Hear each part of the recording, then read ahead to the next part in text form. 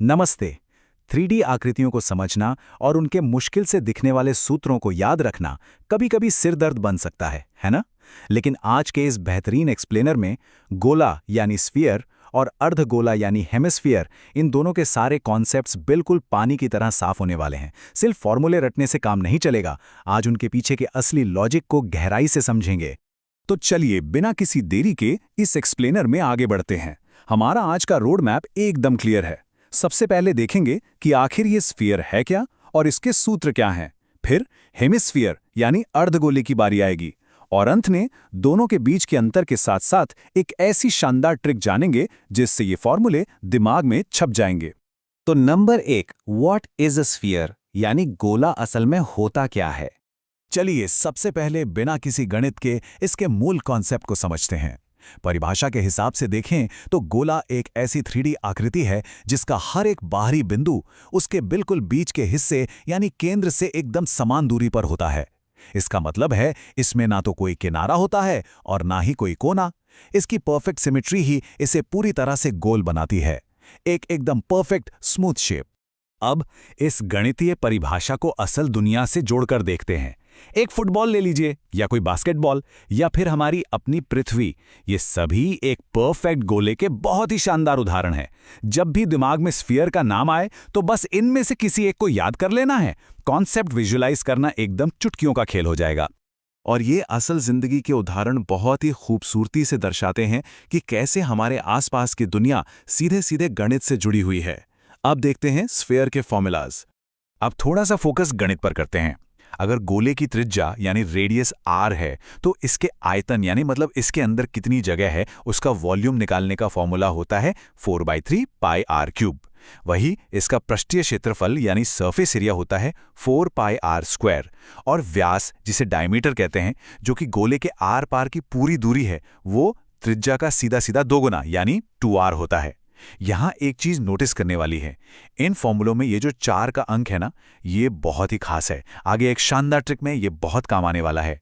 चलिए अब इस परफेक्ट गोल आकृति को कॉन्सेप्चुअली बीच से काट देते हैं और समझते हैं कि व्हाट इज अ हेमिस्फीयर, अर्धगोला क्या है।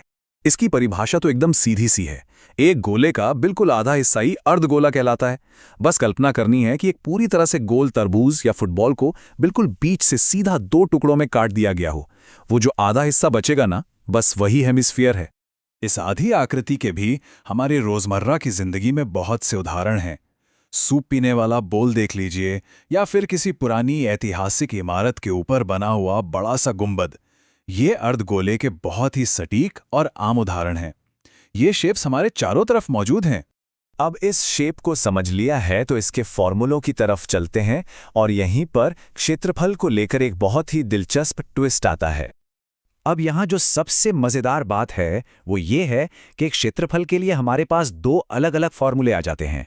आयतन या वॉल्यूम तो सीधा सीधा आधा होके 2/3 पाई r क्यूब हो जाता है, लेकिन क्षेत्रफल में एक होता है वक्र पृष्ठीय क्षेत्रफल यानी घुमावदार हिस्से का एरिया, जो 2 पाई r स्क्वायर है, और दूसरा है कुल पृष्ठीय क्षेत्रफल यानी टोटल सरफेस एरिया, जो 3 पाई r स्क्वायर है। ऐसा इसलिए क्योंकि बीच से काटने पर ऊपर एक नया सपाट हिस्सा बन जाता है जिसे जोड़ना पड़ता है। ये समझना वाकई बहुत महत्वपूर्ण है। तो अब दोनों आकृतियों का कॉन्सेप्ट बिल्कुल साफ हो चुका है। अब समय है इनके मुख्य अंतर देखने का और उस कमाल की मेमोरी ट्रिक का। चलिए अब दोनों को आमने सामने रखकर देखते हैं कि कैसे एक से दूसरा फॉर्मूला बनता है। तुलना करने पर एकदम स्पष्ट हो जाता है कि स्फीयर का सरफेस एरिया 4 पाई r स्क्वायर है, जबकि हेमिस्फीयर का टोटल सरफेस एरिया 3 पाई r स्क्वायर है। वॉल्यूम की बात करें तो स्फीयर का सूत्र 4/3 पाई r क्यूब है और हेमिस्फीयर में ये कट कर 2/3 पाई r क्यूब हो जाता है।